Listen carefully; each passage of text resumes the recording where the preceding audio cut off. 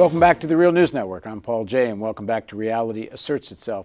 Jonathan Schell, the renowned author, also board member of the Real News Network, wrote in his Pulitzer Prize-nominated book, Fate of the Earth, the following, speaking about the possibilities of a nuclear winter. The machinery of destruction is complete, poised on a hair trigger, waiting for the button to be pushed by some misguided or deranged human being, or some faulty computer chip to send out the instruction to fire.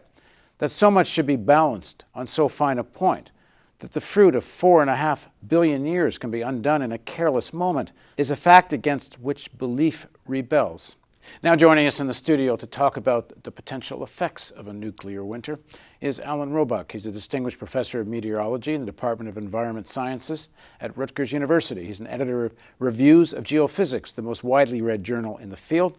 He was on the faculty at the University of Maryland, where he served as a professor and the state climatologist of Maryland from 1991 to 1997.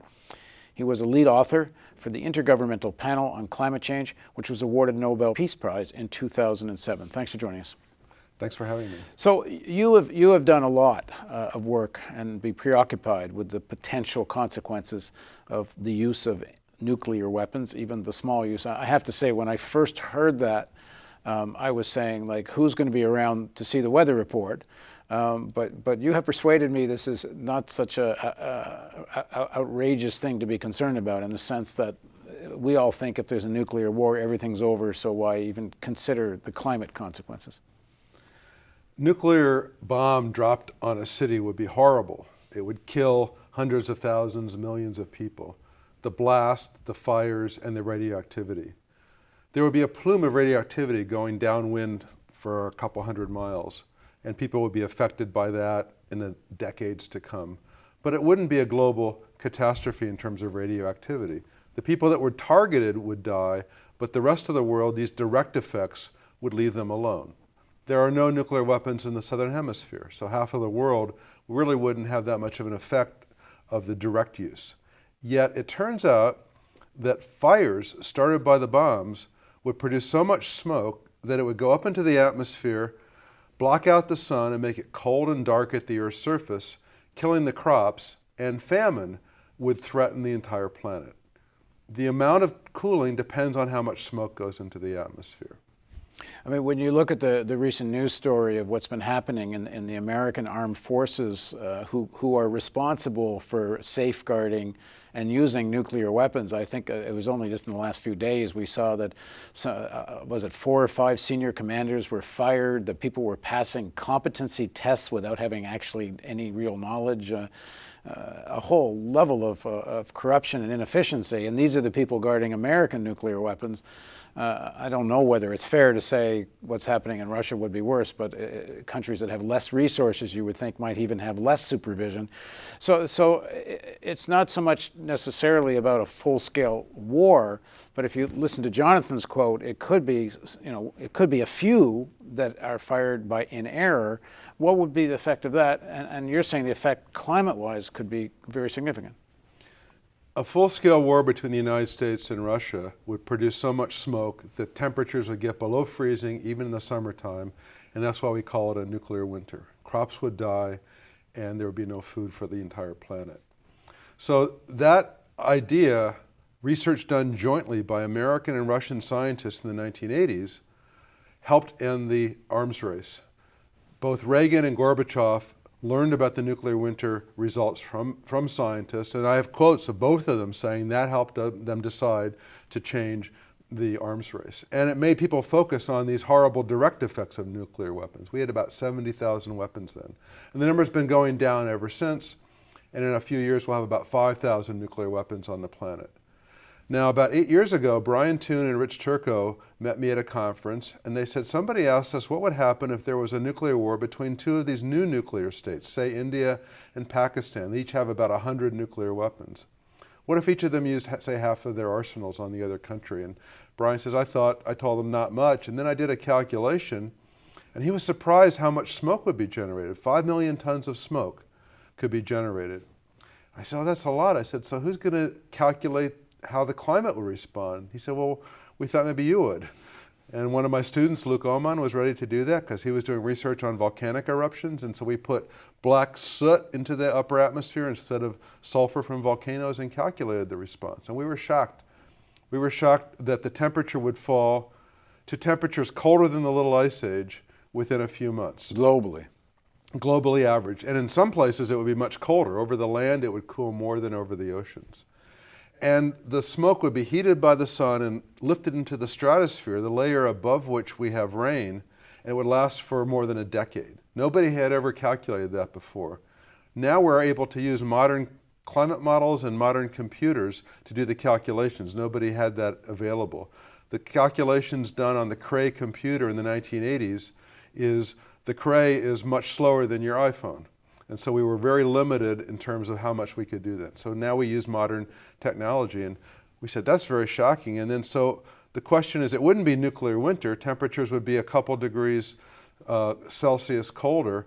How would it affect agriculture? And so recently, my student Lily Xia and I and some other colleagues took the amount of temperature change and precipitation change in the areas of the world where most of the food is grown, in China and the United States. And we saw how much would that affect the agriculture. And we were very surprised.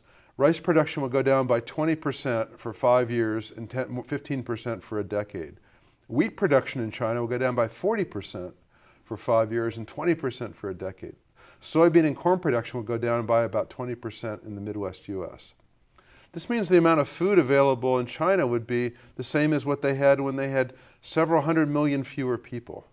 Imagine this happening. The world food trade would grind to a halt, people would hoard their food, and there would be huge disruptions. Now, the Arab Spring, which started a couple years ago, was triggered, and the rebellion in Syria were triggered by food shortages. Food prices doubled.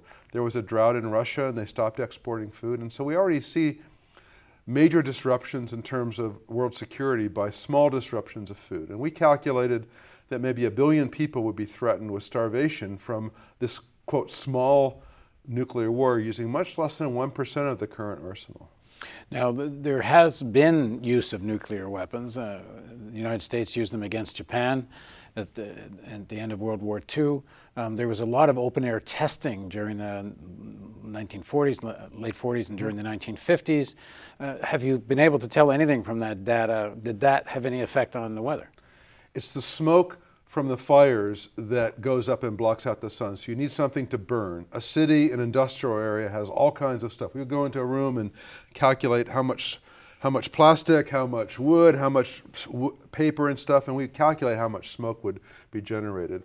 All the testing that was done was not dropped on cities. It was dropped in the desert, on remote islands, so there was nothing to burn, basically. And so there was very little smoke generated. So you wouldn't expect it from that. So it would be Japan that would be the test. Hiroshima and Nagasaki had very small bombs, 15 kiloton bombs. The typical ones now are 100 or 500 kilotons. So, and we calculated how much smoke would come from a very small bomb on Hiroshima, and that's what we used in our calculations for India and Pakistan. We assumed they would use these small bombs because that's, we know, is easy to make. They may have much bigger bombs, in which case the effects would be much larger. There were a number of cities bombed in Japan with firebombing, genocidal firebombing during World War II. And it wasn't the 2 bombs dropped on Hiroshima and Nagasaki that ended World War II. It was the Russians coming in. No, I didn't say it ended. I said at the end of. Yeah, yes. I know, we've done a whole show on that. It wasn't the bombs that ended the war. Yeah, I just wanted to make that point. And so I gave a talk about this a week ago, and somebody said, what about all the cities that did burn in Japan? And so this morning, just happens, I got out the data on land temperature, and in 1945, the global temperature went down by a couple tenths of a degree Celsius for several years. Now, I don't know, that could have just been random variations, or could have been other causes, so it's the beginning of my research, but the amount of smoke that would have been generated may have been 10% of our scenario in India and Pakistan, so I've got to quantify it better. But there's certainly possible that there was a small climate change because of the smoke from that bombing. And what about, a few bombs, a handful of bombs goes off, or 1 or 2, or something's let loose by mistake and they're able to contain it, doesn't turn into a big full-scale war. if it was dropped on a city that burned, it would produce smoke, but still that wouldn't be enough to have large-scale global climate change. So however, once a nuclear war starts, you have electromagnetic pulse, you have disruption of communications, you have panic, and it's hard to imagine a scenario where it will be contained and stopped. Now, if it was a mistake and something was launched, a missile was launched, and everybody knows it was a mistake, and whoever it was launched against promised not to retaliate, you would which is assuming pretty rational heads. Yeah, you could suck that up maybe, but I'm worried about the missiles in the silos where these people are bored their whole lives and cheat on the exams. If you detect a missile coming in, if you don't launch those, they're lost, and so they're now set on launch on warning, and that makes it very dangerous. The submarines and the airplanes are pretty invulnerable, and so you don't have to launch immediately. You have more time to think about it. So that would make the world much safer to take us off this launch on warning, get rid of our land-based missiles. Now you're arguing, I know, for abolition, that you cannot, the climate, the globe can't risk any level of nuclear warfare. Is that right? Ultimately, that's the goal. But in the shorter term, look at how many weapons the 9 countries have that have nuclear weapons. The US and Russia each have thousands. What about the other countries? China, UK, France. You know how many they have? And Israel. Well, I'm getting to them, but and Israel. China, UK, and France have about 200 weapons each. Israel has 100, but we don't know how many Israel has. But they chose to stop at 200. They could make as many as they wanted. How many do you need to deter your enemy from attacking you? How many do you have to put on their capital city? 1. So maybe 2 if it misses. So their counter argument is going to be is that anti-missile protection, the only way you get through it is by throwing a lot of stuff. So even if they're able to knock out a certain amount, something gets through. But there is no anti-missile protection. ABM system doesn't work, and it's easily overcome. So if the US and Russia both got down to 200 each, just like all the other countries in the world, that would prevent nuclear winter. Even if an accident or something happened, you would get climate change of a few degrees, but it wouldn't threaten the whole world with death by starvation. So that would be the first step, is for the US and Russia to get rid of 90% of their weapons, and that would still maintain their deterrence. Now, the whole idea of deterrence and whether it would really work, and whether the threat of genocide is enough, you have to believe that people would do it to deter it. Brian Toon and I wrote an article called Self-Assured Destruction. It's not mutual assured destruction. It's sad, it's not mad. If country A attacks country B and country B does nothing, everybody in country A dies from starvation. So it would be suicide. And that's the situation now between the US and Russia. But if weapons exist, they can be used, as Jonathan Schell said, by accident, by some high school kid hacking into the computers, by some mistake, and so the only way to prevent it is to get rid of them, and that's the ultimate goal. Now, the people that have power to make such decisions in Moscow and in Beijing and in Washington, they do know all this stuff, but there doesn't seem to be much motion in this direction. There were 2 conferences in the last year on the humanitarian impacts of nuclear weapons. One in Oslo in March in 2013, and one in Mexico in February 2014. And 130 to 140 countries came to this conference, including a couple of the nuclear nations. India and Pakistan were there, but the P5, they call them, the permanent members of the Security Council, boycotted it. But the rest of the world understands that a war between the nuclear powers threatens them because it would be a global climate effect. The smoke would go around the world, would last for many years, and it would affect everybody. It doesn't matter where the bombs are dropped. And so they're pressuring much more the countries that have nuclear weapons. And they claimed that we're not going to come because this disrupts from the process that we're going through to get rid of weapons, of course, which doesn't exist. And so a 3rd meeting is going to be held in Vienna, Austria this fall, and I think this pressure from the rest of the world is really building up pressure on the countries to pay attention to this. The work you've been doing on the dangers, the climate consequences of any kind of nuclear war, even the smallest one, has attracted a lot of attention, and particularly is interesting, it attracted the attention of Fidel Castro, who you spoke to about this. What's the story there? Fidel fell down and broke his shoulder and his arm and had intestinal problems and gave up control of the country to his brother Raul several years ago. But then he got better and had spare time on his hands he never thought he would have. And somehow he discovered my work on nuclear winter. He contacted me through a former graduate student who's Cuban and invited me down to Havana to talk about climate change. And when I got there, they said, "Do you mind if the comandante comes to your talk?" No. And there was a room with 150 people, and he walked in and I gave an hour-long lecture about nuclear winter. He said, "Do you mind if we videotape it?" No. And it was shown on nationwide television the next day. And he, next week on his blog, he repeated exactly what I'd said, that we have to get rid of nuclear weapons to avoid the possibility of climate change caused by them. He got it. Now, unfortunately, fortunately, he doesn't have nuclear weapons, but he can't do anything about it now. But as you know, the Cuban Missile Crisis in '62 was the closest we've come to a global nuclear war. The next day, I was taking a private tour around Havana, and we walked into a hotel, and to the bar, there was a TV. I said, "Can we see if I'm on?" And there was a Julia Roberts movie being shown, and the bartender changed the channel, and there I was giving a lecture. What that taught me is you need a movie with Julia Roberts to engage people, not a professor giving a lecture. And so I'm trying to get a Hollywood screenwriter to write a really good, compelling movie so people will watch it to find out about, this lovely Russian scientist falls in love with an American one. They try to warn them, and meanwhile along the Kashmiri border there's being a disturbance. And so that's a better way to communicate through people's feelings rather than just through intellectually. So did you get a chance to sit down and discuss all this with Fidel? After my talk, they brought me into this room, this conference room with a table a little bit longer than this, and I sat for half an hour across from the table talking with him. He asked me questions. They brought in some photos they had just taken and printed. He autographed them and gave them to me.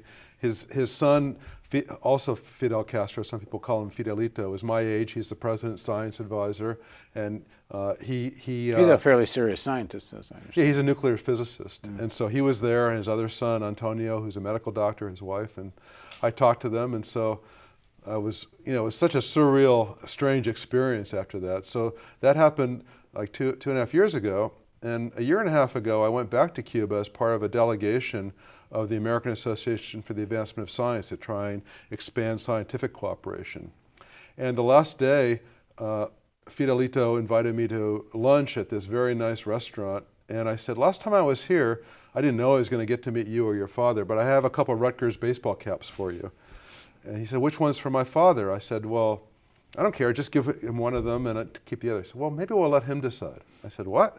He said, "Yeah, we're going to go meet him." And I spent 3.5 hours across the table from Fidel, the second time, telling his whole life story, being videotaped by them, about his earliest childhood memory, how he got in fights with his teacher, about the Bay of Pigs invasion, the Cuban Missile Crisis, what he thought about John Kennedy, and that Dobrynin gave the best, his autobiography gave the best story of the Cuban Missile Crisis, and what movies he liked.